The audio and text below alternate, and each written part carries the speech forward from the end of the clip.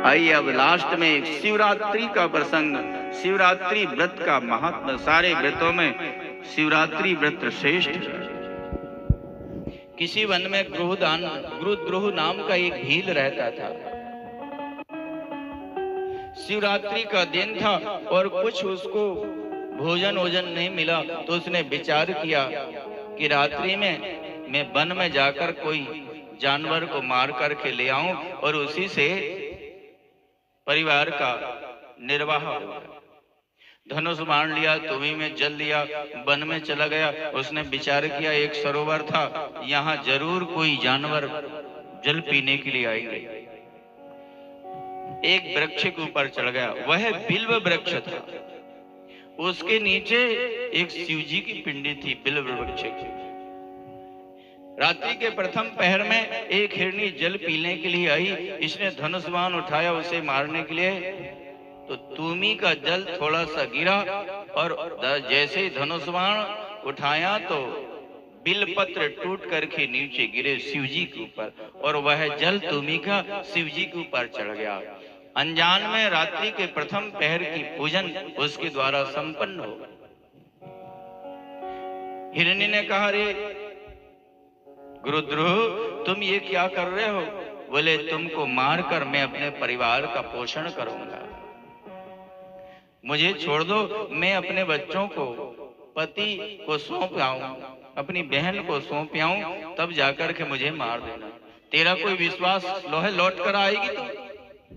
उसने सौगंध किया, ब्राह्मण को वेद बेचने से जो पाप लगता है, त्रिकाल संध्या के त्याग करने से जो पाप लगता है, स्त्रियों को पति आज्ञा को उल्लंघन करने से जो पाप लगता है, कृतघ्न को जो पाप लगता है, हरि विमुख को जो पाप लगता है, धर्म उल्लंघन का जो पाप लगता है, विश्वासघात करने का जो पाप लगता है, छल करने से जो पाप लगता है, वह पाप लगे यदि मैं लौट कर नहीं आऊं।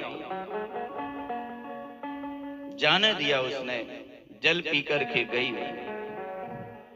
रात्रि के दूसरे पहर में उसकी बड़ी बहन जल पीने के लिए आई। उसको देखकर भी धनुष बाण उठाया मारने के लिए। थोड़ा सा जल बिल्व पत्र टूट करके और शिवजी के ऊपर गिर गए। अनजान में रात्रि का दूसरे पहर का पूजन संपन्न हो गया उसके द्वारा। हिरणी ने पूछा, मुझे क्यों मारना चाहते हो? तुमको मार करके मैं तुम्हारे शरीर के मांस से अपने परिवार का पालन करूंगा। मुझे जाने दो, मैं अपने बच्चों को, पति बहन को सौंप आऊं, फिर मुझे मार देना, खा लेना। मेरा तो सौभाग्य है इस नश्वर शरीर से परोपकार होगा। परोपकार के लिए मैं अपने शरीर दान करूं। नहीं जाने दे रहा था, सौगंध खाई।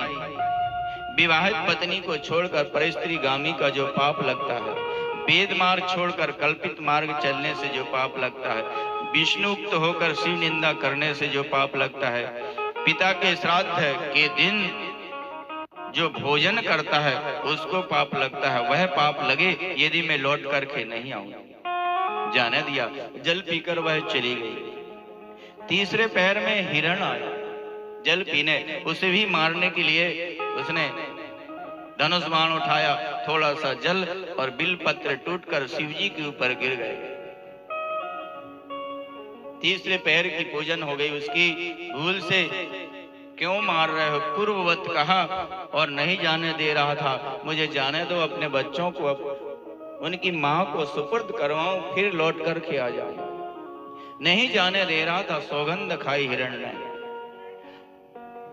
सत्य से ही चराचर स्थित है, जिसकी वाणी झूठ हुई उसके पुण्य नष्ट हो जाते हैं।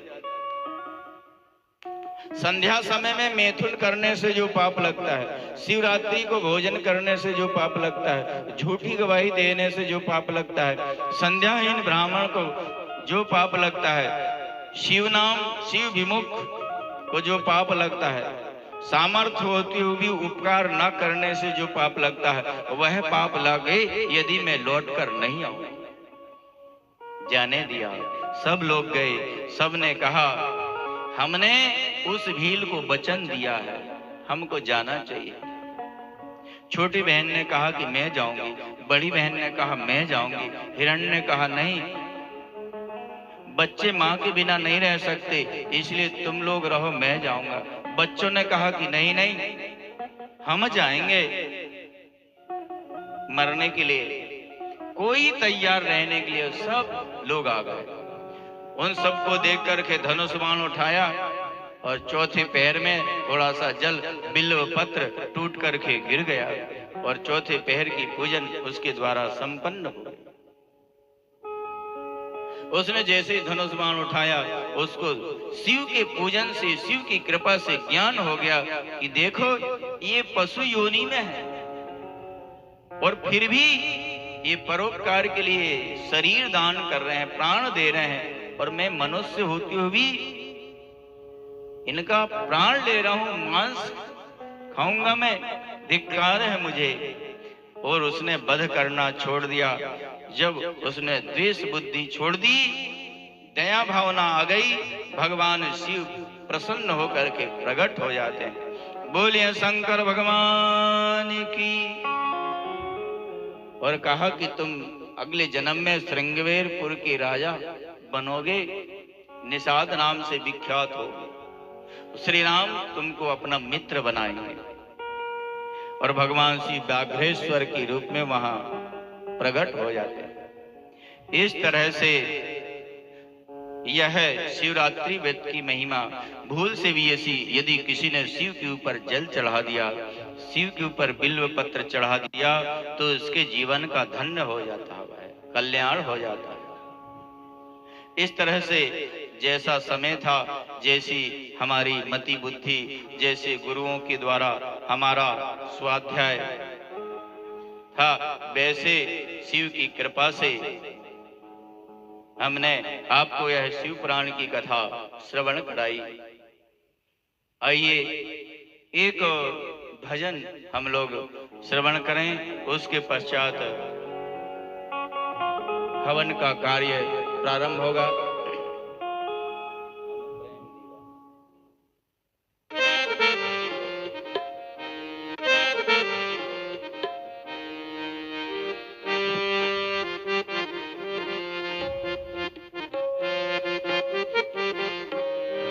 हम प्रेम दीवानी है, वो प्रेम दीवाना, हम प्रेम दीवानी है,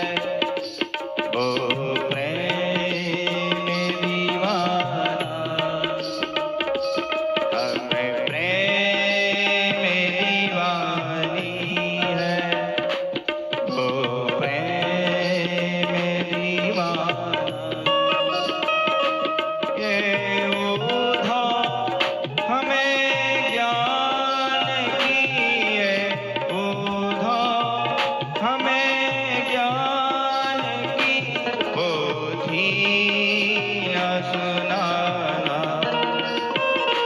हम प्रेम दीवानी है,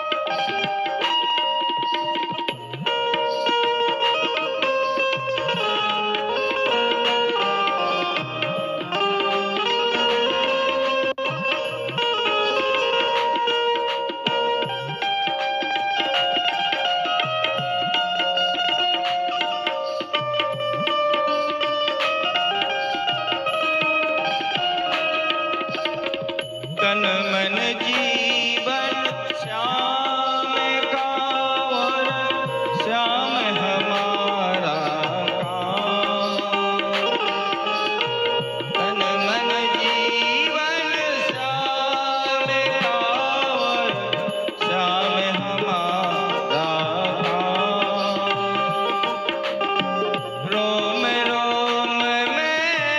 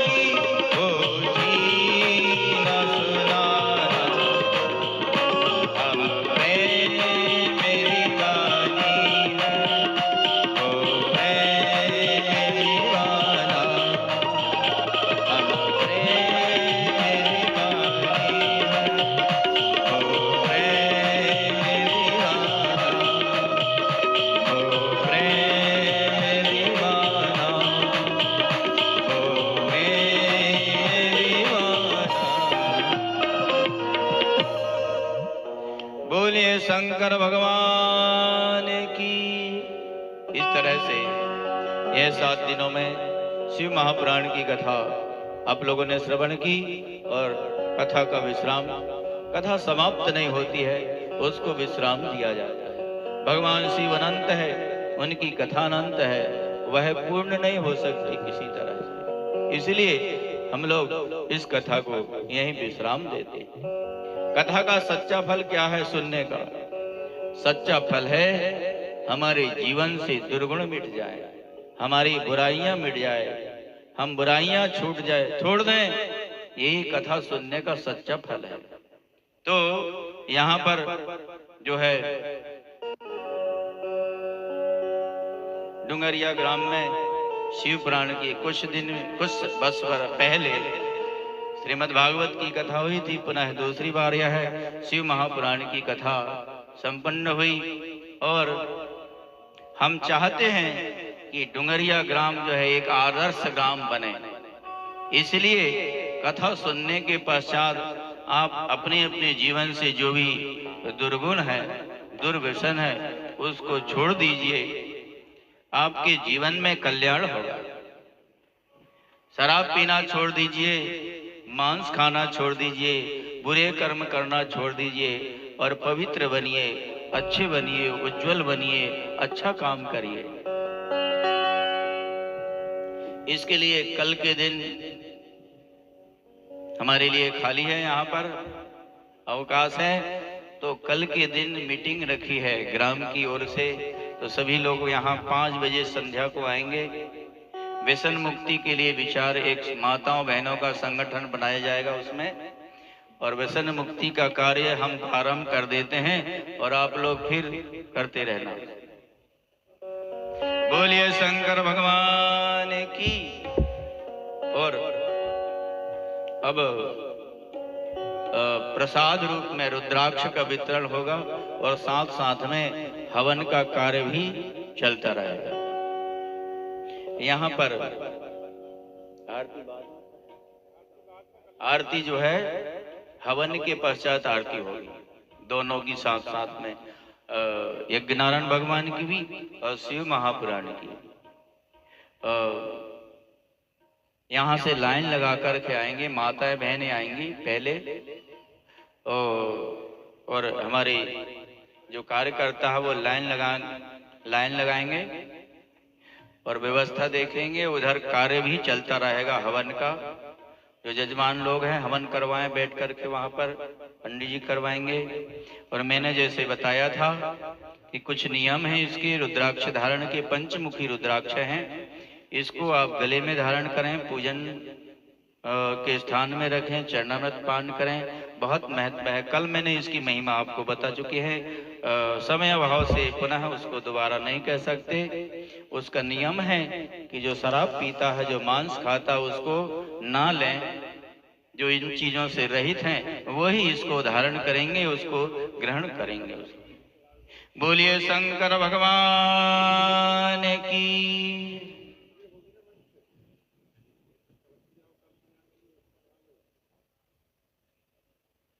कार्यकर्ता लोग इधर आ जाएं, कुछ वहां हवन करवाइए। मुख्य जजमान वहां बैठे जाकर, एक कुर्सी यहाँ रख दो, कुर्सी, और यहाँ से पहले माताओं बहनों को वितरण होगा।